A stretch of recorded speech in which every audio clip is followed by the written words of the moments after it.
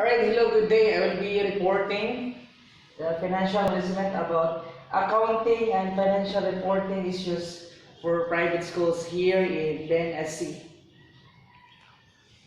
Okay, private school financial reporting is also unique and can be plagued by misverifications or misstatements due to the complex accounting required for the different resources of private schools receive. So the first one is we have classifications of net assets. So net assets should be included in one of two classes depending on the presence and the type of donor imposed restrictions. So talking about donor of BNSC, we have here in BNSC that is founded by the board of directors, or that is BOD. And that is a stock profit corporation, or the stockholders. They are the one who run this institution. They have put their money to earn, to profit, to expect dividend. But in BNF, since this is a two school, BNF and BNSC, this is headed by the board of trustees. So we have the received donations, or this non-stock profit. We have trustees. They are the person who put their money without interest, voluntary, without asking in return. So what they are always doing is after the school year, they will be evaluating and assessing the facilities, the curriculum in the school. So that is the first one, the net assets. Next, we have revenue recognition. Private school income is accounted for differently depending on the source of revenue. Tuition income is considered as exchange transaction and is recognized ratably over the term of the school year. Tuition payment receipts in advance are recorded as deferred revenue when received. On the other hand, contributions are recorded when received or pledged as supported, that is either with or without donor restrictions, depending on the existence and nature of any donor restrictions. So we have here in our school, last time we have the partnership of the Phoenix publication or publishing. So as we evaluate, or as the head of the school evaluate, is Phoenix is the books are cheap, but that is not durable. The quality is not good. So by now we are now connecting or have the partnership by CNA Publishing, since though their books are expensive, but the quality is good. So anyway, the two publishing are both recommended by DepEd, but again, for now we have the CNA Publishing because the quality is good. Alright, we have next, pledges. The proper accounting for pledges depends on whether they are donor-imposed conditions, donor-imposed restrictions, or both. Private schools need to carefully review the terms of the pledge to determine whether the pledge is conditional or unconditional, and with or without donor restrictions, as the accounting for each is different. Unconditional pledges should be recognized in full as revenue in the year the pledge is made. If the unconditional pledge contains a donor-imposed restriction, it should be classified as with donor restrictions. Conditional pledges should not be recognized as revenue when the conditions are substantially met. This means an unconditional pledge is not recorded at all until the condition is fulfilled. One exception is if recorded if the money is actually received for a pledge but not available for the use until the condition is met. The school would record the cash deposit and liability instead of revenue.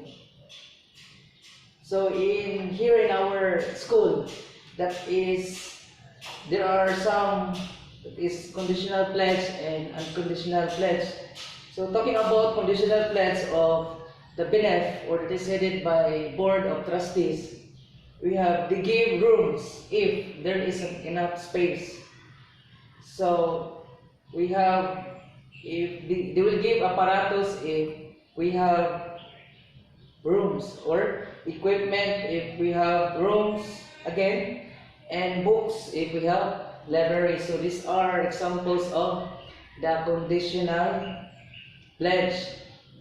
So the head of the board of trustees will give equipment if there is enough space or rooms. Will give books if there is a library, and they will give apparatus if there is a room for it.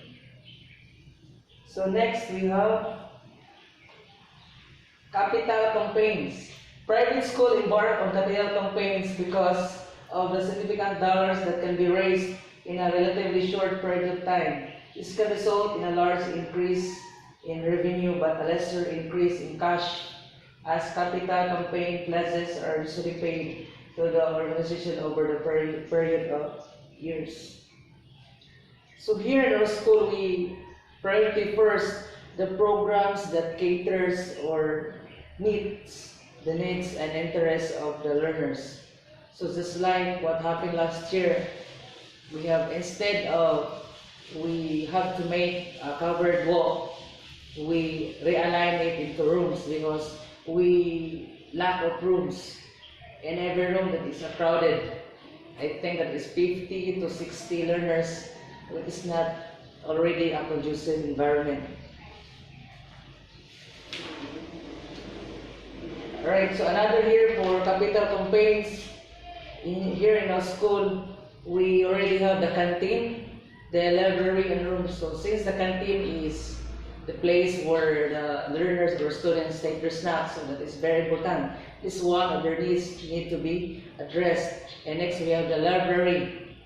This is where they search for informations needed, or they can have their self-study in library since this is a conducive environment.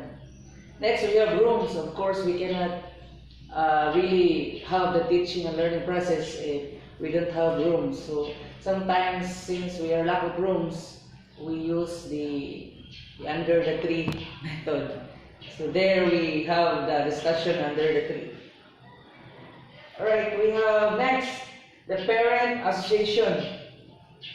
Parents associations are organized to allow the parents to provide additional support to the private school with the aim of enhancing the level of education. In addition to collecting dues, parent associations often sponsored fundraisers and special activities for the students and faculty. So since we know that parents are, or they are also the one who shoulder the finances of school. So here in private, not only in public, we also have parent associations. So last year we conduct king and queen for parents and students. So the procedure is the sound system, the pathway, and just like in our barangay, that is public school, they have their king and queen, and the procedure is elementary stage and the sport facilities. So we can say that parents association plays a vital role in the school, especially in supporting, enhancing the good quality of education. Next, we have endowments or endowments. Endowments are a common method private schools use to secure a steady income. It represents donor gifts which are required to be invested in the perpetuity of for a designated period of time. So again, here in our school that is Benef, the Bohol Northern Star Education Foundation that is headed by the board of trustees, we don't have any donor certificate. That's why we cannot receive any donations. So the money are from the board of trustees. They are their own money. They have their own money invested without any asking in return. So while in the BNSC, the Bohol Northern Star College, that is headed by the board of directors, that is a stock profit corporation. So they put their money to earn, to have a dividend. Alright, so that will be all. This is Roy de Lacaran, a masterand of Financial Management Applied Education under the Professor Dr. Machete Los Belinda. So thank you and have a nice day.